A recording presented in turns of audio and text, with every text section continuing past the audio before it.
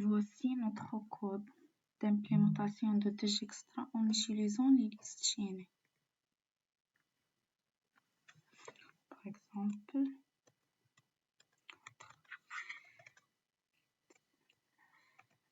0,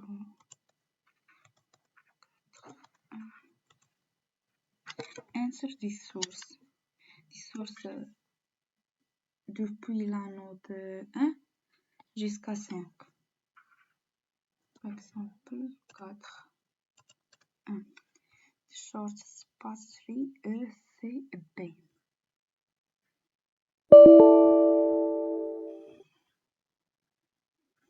Alors, les directives d'inclusion de bibliothèque standard std.h, stdly.h et limite.h sont inclus depuis deux structures sont définies, node et liste. Structure.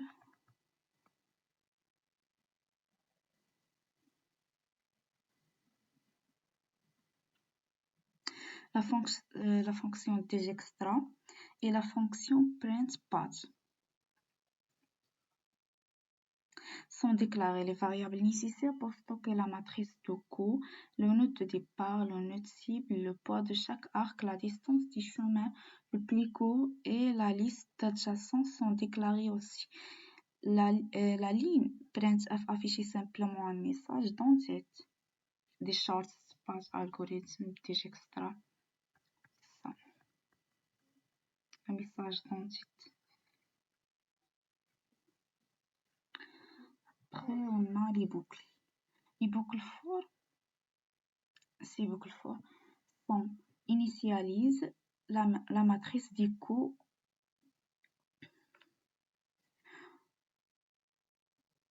les boucles for initialisent la matrice des coûts en assignant que la valeur int max représente l'infini pour chaque paire de nœuds.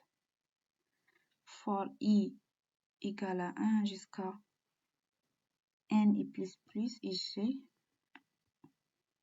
ces boucles.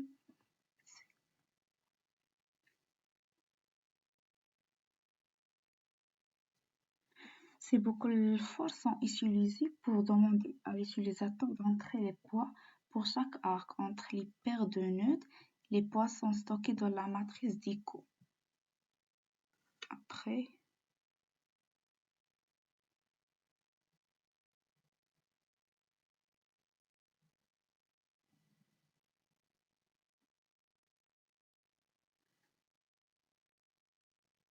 alloc.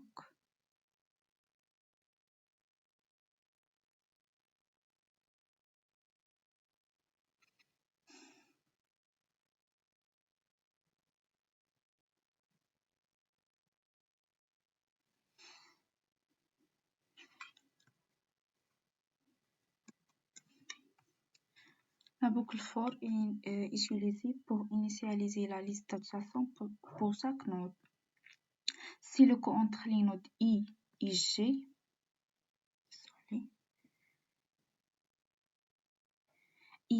est différent de intmax, un nouveau node est créé et ajouté à la liste adjacente du node I avec le poids et le vertex approprié.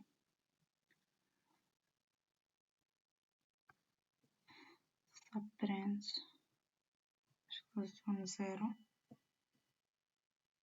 Les entrées de l'utilisateur pour le node de départ et le node cible sont demandées. La fonction digextra est appelée avec les paramètres appropriés et la distance du chemin du plus court est stockée de la variable CIO. La distance du chemin le plus court est affichée à l'écran. printf the shortest path $D CIO.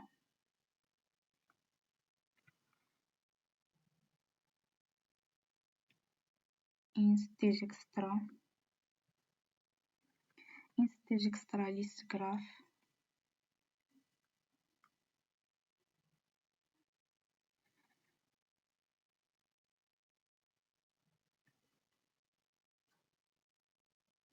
La fonction d'Dijkstra commence par initialiser les variables nécessaires telles que le tableau de distance et le tableau précédent prév et un tableau sélectionné sélectif qui sera utilisé pour marquer les notes visitées et les variables U,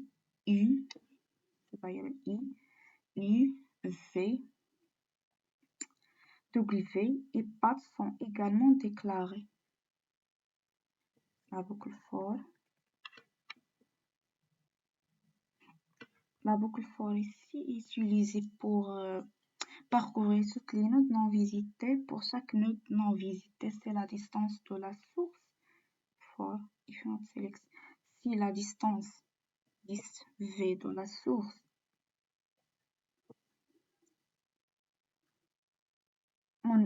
la distance de la source en node actuel est plus petite que la distance enregistrée pour le node le plus proche, alors le node actuel devient le nouveau node le plus proche.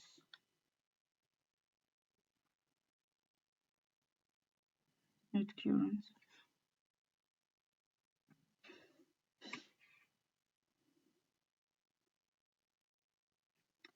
Et aussi, on a si la distance enregistrée pour le node le plus proche reste infinie, cela signifie qu'il n'y a pas de chemin possible.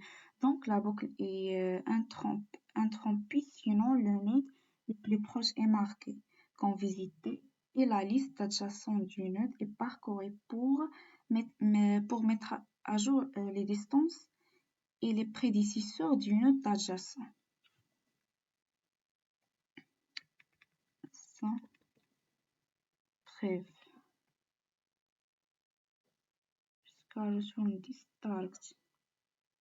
Une fois que toutes les distances et les prédécesseurs ont été mis à jour, la fonction principale s'est appelée pour afficher le chemin le plus court et la distance du chemin le plus court est renvoyée. Return distract. La distance du chemin du plus court. Prevoid principal. La fonction principale est une fonction récursive qui est appelée répétitivement pour afficher les prédécesseurs de chaque node jusqu'à que le node